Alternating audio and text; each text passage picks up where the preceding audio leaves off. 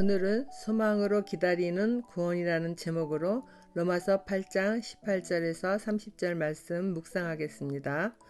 첫째 단락입니다. 몸의 구속을 위하여 현재의 고난을 이겨냅니다.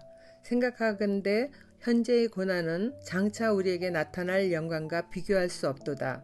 피조물이 고대하는 바는 하나님의 아들들이 나타나는 것이니 피조물이 허무한데 굴복하는 것은 자기 뜻이 아니요 오직 굴복하게 하시는 이로 말미암음이라. 그 바라는 것은 피조물도 썩어짐의 종노릇한 데서 해방되어 하나님의 자녀들의 영광의 자유에 이르는 것이니라. 피조물이 다 이제까지 함께 탄식하며 함께 고통을 겪고 있는 것을 우리가 아느니라. 그뿐 아니라 또한 우리 곧 성령의 처음 익은 열매를 받은 우리까지도 속으로 탄식하여 양자될 것 곧 우리 몸의 속량을 기다리느니라. 그리스도 예수를 믿어 하나님의 자녀이며 상속자 된 우리는 그리스도 예수와 함께 영광을 받는 특권을 누릴 뿐 아니라 그리스도가 받은 고난도 받을 수 있는 자가 되어야 합니다. 그러나 우리가 겪는 고난은 장차 나타날 영광에 비하면 아무것도 아니기에 바울은 고난받음을 염려하거나 두려워하지 말라고 이렇게 힘을 실어줍니다. 이 땅에서의 삶이 끝나고 하나님 나라에 들어설 때 받게 되는 생명의 면류관은 우리의 경험으로는 상상조차 하기 어려운 영광이며 기쁨이 될 것이라고 야고보서에서도 기록되어 있죠. 1장 12절입니다. 시험을 참는 자는 복이 있나니 이런 시련을 견디어낸 자가 주께서 자기를 사랑하는 자들에게 약속하신 생명의 면류관을 얻을 것이기 때문이라. 세상에서도 자기의 꿈을 이루기 위하여 현재의 그 있는 고통을 이겨내는 사람들이 많이 있잖아요. 하물며 하나님으로부터 받은 영광을 생각하면서 이 땅에서의 고난을 우리 모두가 넉넉히 이기는 것이 믿음 아니겠습니까? 19절에 피조물들조차 하나님의 아들들이 나타나기를 원한다는 것은 하나님의 자녀된 우리들이 무서워하는 종의 영으로 살아가는 것이 아니라 양자의 영을 받은 자들로서 성령을 따라 죄로 인해 무너진 모습들을 회복하는 삶을 살아가는 그런 하나님의 자녀들로 다시 세워질 것을 피조물들이 고대한다는 것입니다. 로마서 8장 15절 16절에 우리가 무서워하는 종의 영을 받지 않고 양자의 영을 받았으므로 하나님을 아빠 아버지라고 부른다고 그랬잖아요.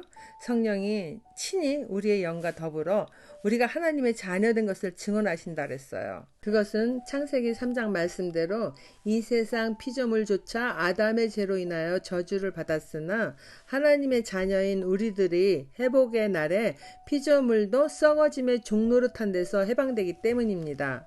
하나님의 자녀들이 영광을 회복할 때 피조물도 그 영광에 동참할 수 있다는 것이죠. 우리는 자연의 아름다움을 보고 그것을 창조하신 하나님의 전능하심에 놀라워하지만은 아담으로 인해 땅이 저주받기 전 에덴 동산의 모든 피조물은 지금 우리가 보는 피조물과 비교할 수 없을 만큼 영광스러운 모습을 지녔다는 것을 상상할 수 있게 됩니다. 인간의 대표인 아담이 타락하여서 만물을 정복하고 다스리라는 지배권을 사탄에게 빼앗김으로 하나님은 피조물조차 허무한데 굴복하도록 명하신 것입니다. 피조물은 하나님의 섭리와 계획에 따라 자기에게 맡겨진 임무에 순종할 뿐인데 인간은 성령을 받은 뒤에도 쉽게 회복되지 않고 여전히 무서워하는 종의 영에게 휘둘림을 당하며 살아갑니다. 하나님을 아버지라고 부르면서도 실제의 삶은 세상을 지배하는 악한 영들의 유혹과 게임에 속아 넘어지는 일이 부지기로 일어나지 않습니까? 하나님의 영을 따라 살겠다고 다짐하면서도 탐심을 버리지 못하여 여전히 죄의 길에서 서성이니 거듭난 인간의 영광을 기다리는 피조물이 함께 탄식하며 고통을 겪는다는 것입니다. 그러나 바울은 성령의 처음 익은 열매이신 그리스도를 받은 우리들의 내면의 탄식은 양자될 것, 즉 죄와 사망의 법에서 해방된 몸의 구속을 기다리고 있음을 밝히 말합니다. 인간은 고난 가운데 처하는 것을 누구나 싫어하죠. 그러나 성령과 함께 받는 고난이라면은 장차 받을 영광을 바라보며 인내하는 믿음으로 이겨냅니다. 공중 권세를 잡은 악한 영이 지배하는 세상에서는 믿음의 사람들인 우리에게는 고난이 없을 수가 없어요. 그 고난을 통해 우리의 믿음이 단련되며 죄의 길을 떠나 하나님을 온전히 믿고 따르는 하나님의 자녀가 되는 것입니다. 고난이 두려워 사탄의 유혹에 넘어져 하나님께 불순종하면은 오히려 내 영이 탄식하게 됩니다. 그러므로 진정한 성도는 몸의 속량의 날을 기다립니다. 초대교회 성도들이 죽음을 두려워하지 않으며 주를 배신하지 않은 것이 이러한 몸의 속량을 원하는 믿음이었던 것입니다. 적용 질문입니다. 나는 어떤 고난에도 굴하지 않고 진심으로 내 육신이 성령에 의해 구속된 삶을 살아가는 것을 원하십니까? 혹은 고난이 두려워 여전히 종살이의 영인 줄 알면서도 악한 영의 유혹에 빠진 뒤 탄식하고 있지는 않나요? 성령과 함께 소망을 이루어 갑니다. 24절 말씀입니다. 우리가 소망으로 구원을 얻었음에 보이는 소망이 아니니 보는 것을 누가 바라리요? 만일 우리가 보지 못하는 것을 바라면 참음으로 기다릴지니라. 이와 같이 성령도 우리의 연약함을 도우시나니 우리는 마땅히 기도할 바를 알지 못하나 오직 성령이 말할 수 없는 탄식으로 우리를 위하여 친히 간구하시느니라. 마음을 살피시는 이가 성령의 생각을 아시나니 이는 성령이 하나님의 뜻대로 성도를 위하여 간구하심이니라. 우리가 알거니와 하나님을 사랑하는 자 곧 그의 뜻대로 부르심을 입은 자들에게는 모든 것이 합력하여 선을 이루느니라. 하나님이 미리 아신 자들을 또한 그 아들의 형상을 본받게 하기 위하여 미리 정하셨으니 이는 그러 많은 형제 중에서 맏아들이 되게 하려 하심이니라. 또 미리 정하신 그들을 또한 부르시고 부르신 그들을 또한 의롭다 하시고 의롭다 하신 그들을 또한 영화롭게 하셨느니라. 우리는 그리스도 예수를 믿는 소망으로 구원을 얻었습니다.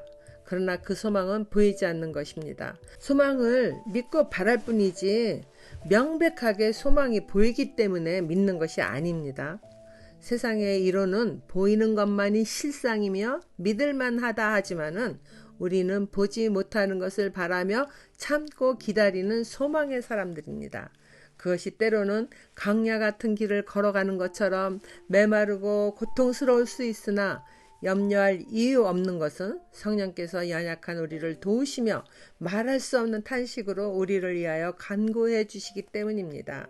성령과 동행하는 사람은 이처럼 성령께서 나도 모르는 나의 내면의 생각을 다 아시고 나의 필요를 위하여 간구하시는 것을 경험하셨을 것입니다.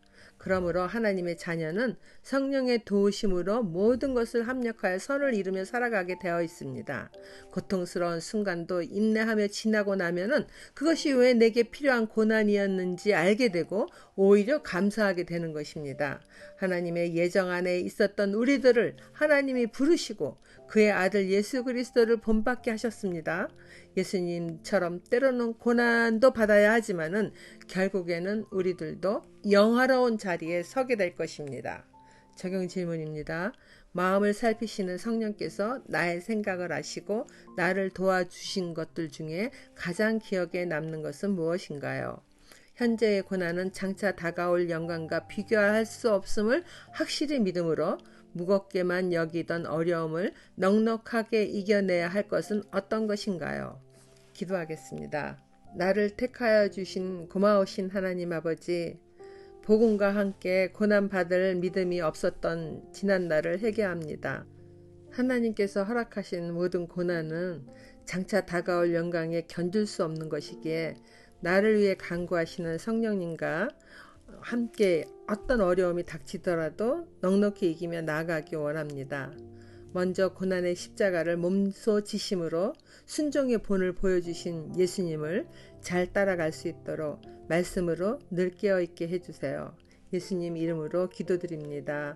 아멘.